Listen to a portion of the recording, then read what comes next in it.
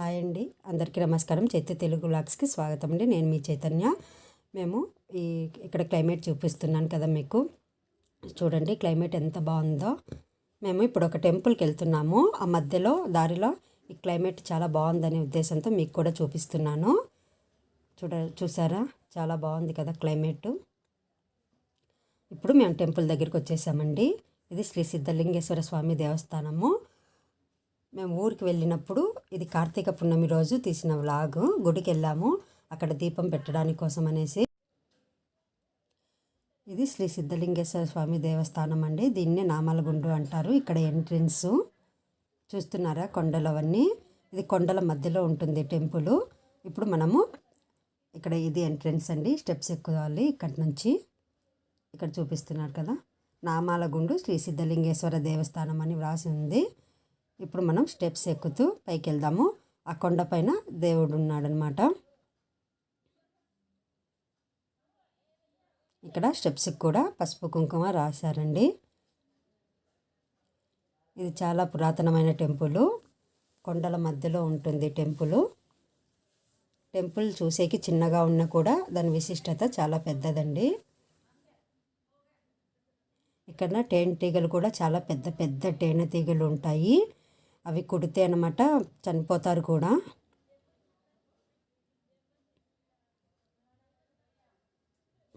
ఇప్పుడు పైకి వెళ్ళిన తర్వాత మీకు వ్యూ చూపిస్తున్నాను ఒకసారి. ఇక్కడ రోడ్డు వేశారు. రెండు కొండల మధ్యలో మనకు రోడ్డు అనేది వేశారు ఈ విధంగా. ఈ రోడ్డును మనకు వైఎస్ రాజశేఖర్ రెడ్డి గారు ముఖ్యమంత్రిగా ఉన్నప్పుడు వేశారు ఈ రోడ్డు.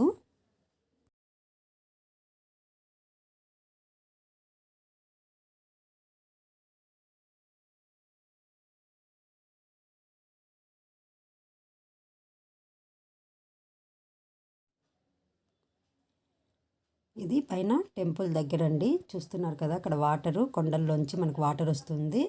టెంపుల్ ఈ విధంగా ఉన్నది.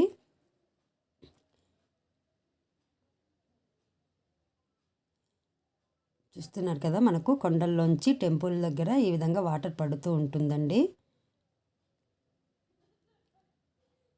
ఈ వాటర్ మనకు టెంపుల్ ముందరనే పడుతుందండి. మీకు దగ్గర నుంచి చూపిస్తాను, ఉండండి. చూస్తున్నారు కదా. నెక్స్ట్ మేము వెళ్ళినప్పుడు వర్షం కూడా పడుతూ ఉండింది. ఇక్కడ మండపంలో అందరూ దీపాలు వెలిగిస్తూ ఉన్నారు. వర్షం కూడా చాలా ఎక్కువగా పడుతూ ఉండిందండి. ప్లేస్ అయితే దీపాలు పెట్టడానికి ప్లేస్ చాలా తక్కువగా ఉండింది. వర్షం పడడం వల్ల అందరూ అక్కడే పెడుతూ ఉన్నారు. మేము కూడా చాలాసేపు వెయిట్ చేసి వర్షం తగ్గుతుంది అనే ఉద్దేశంతో వెయిట్ చేసాము. బట్ వర్షం తగ్గలేదు. మేము ఇంకా అక్కడే గుడి ముందరే దీపాలు వెలిగించేశాను. ఆ క్లిప్ అనేది, వీడియో అనేది తీయలేదండి. ఎందుకంటే వర్షం పడుతూ ఉండింది కాబట్టి తీయలేకపోయాము వీడియో.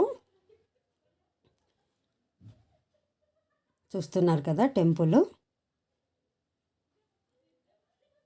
ఇది చాలా బాగుంటుందండి. రెండు కొండల మధ్యలో ఉండేది. ఒకప్పుడైతే ఇక్కడికి రావాలంటే కొండల్లోంచి నడుచుకుంటూ రావాల్సి ఉండేది. ఇట్లా రోడ్ అయితే లేదు. అప్పుడు కొండల మధ్యలో, కొండల్లో నడుచుకుంటూ చాలా కష్టంగా ఉండేది రావడానికి.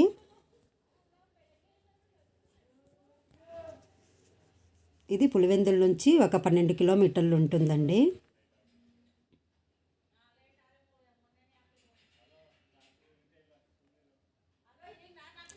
పులివెందుల టు బెంగళూరు వెళ్ళే దారిలోనే ఉంటుంది మనకి ఇది. ఇక్కడ మా వాళ్ళకు, పులివెందుల దగ్గర ఉన్న వాళ్ళకు అయితే అందరికీ తెలిసే ఉంటుంది ఈ టెంపుల్ గురించి. చూస్తున్నారు కదా, క్లైమేట్ అయితే ఎంత బాగుందో. కొండలు చూడండి, మీకు ఆ రెండు కొండలను విభజించి ఈ విధంగా మనకు రోడ్డు వేశారు. చూపిస్తున్నాను కదా, అక్కడ బ్రిడ్జి కనిపిస్తూ ఉంది. ఆ కింద కూడా వాటర్, బ్రిడ్జి కింద కూడా వాటర్ వెళ్తూ ఉంటుంది ఎప్పుడు.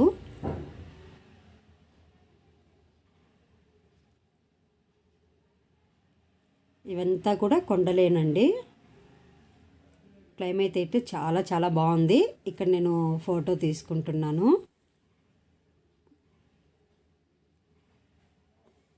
నెక్స్ట్ మేము పూజ అయిపోయిన తర్వాత ఇప్పుడు కిందికి వచ్చేస్తున్నానండి.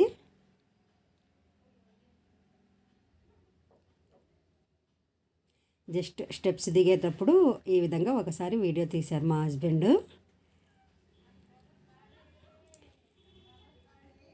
అక్కడే స్టెప్స్ దిగిన తర్వాత ఇక్కడ ఒక టెంపుల్ ఉంది, చిన్న చిన్న టెంపుల్స్ ఉన్నాయి దాని పక్కలో, దాన్ని కూడా షూట్ చేసాం మీకు చూపిద్దామనే ఉద్దేశంతో.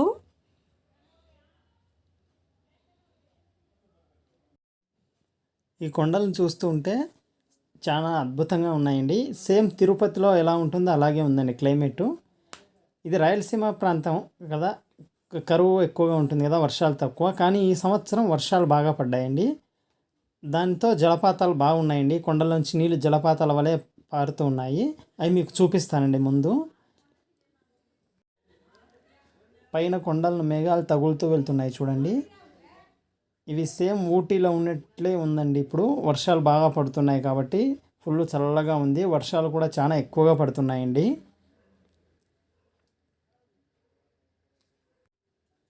ఇది ఒకే కొండ అండి. దీన్ని రెండుగా విభజించి దివంగత నేత డాక్టర్ వైఎస్ రాజశేఖర రెడ్డి గారు సీఎంగా ఉన్నప్పుడు బెంగళూరు టు పులివెందుల రోడ్డు వేశారండి.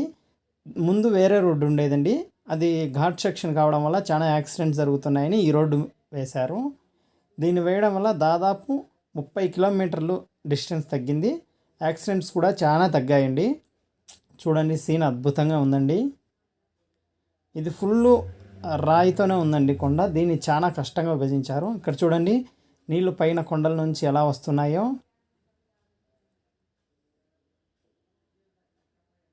చాలా ఎక్సలెంట్గా ఉందండి.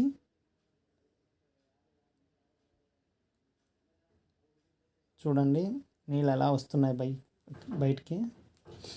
ఇవన్నీ కొండల్లోంచి వస్తున్నాయండి.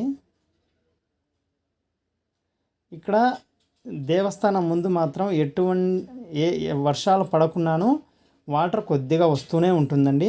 చూడండి పైన జలపాతం ఎలా ఉందో చూడండి, ఎక్సలెంట్గా ఉందండి.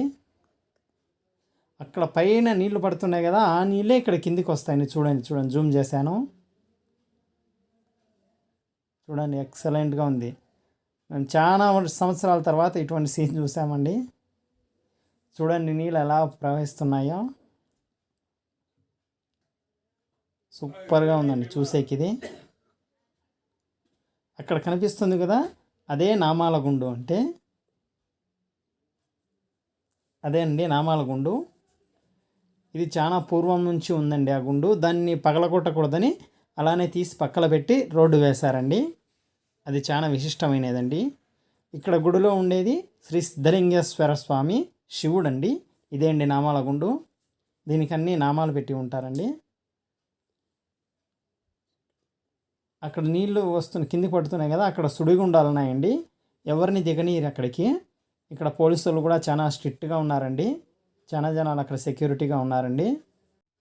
ఓకే ఫ్రెండ్స్, ఈ వీడియోని ఇంతటితో ఏం చేస్తున్నాను.